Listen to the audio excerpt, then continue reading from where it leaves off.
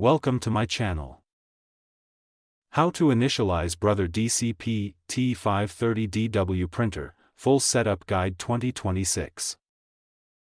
Step 1. Unbox the printer. Carefully remove the printer from the box and take off all tapes, stickers, and protective packaging materials from inside and outside the printer. Step 2. Connect the power cable. Plug the power cable into the printer and connect it to a wall outlet. Press the power button to turn on the printer. Step 3. Fill the ink tanks. Open the ink tank cover and slowly pour the correct Brother ink colors into their matching tanks. Do not overfill the tanks.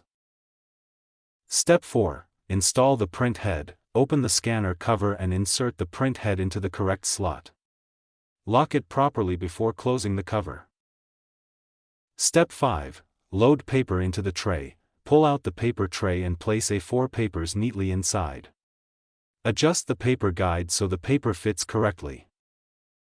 Step 6. Start ink initialization. The printer will automatically begin the ink charging process after setup. Wait patiently until the process is fully completed.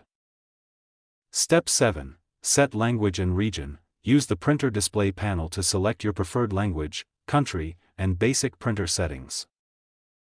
Step 8. Connect the printer to Wi-Fi. Go to Network Settings on the printer screen, select your Wi-Fi name, and enter the Wi-Fi password to connect the printer. Step 9. Install Brother printer drivers. Download and install the latest Brother printer drivers and software on your computer or laptop for smooth printing and scanning. Step 10. Print a test page. Print a test page to check print quality, ink flow, and wireless connection. Your Brother DCP-T530DW printer is now ready to use.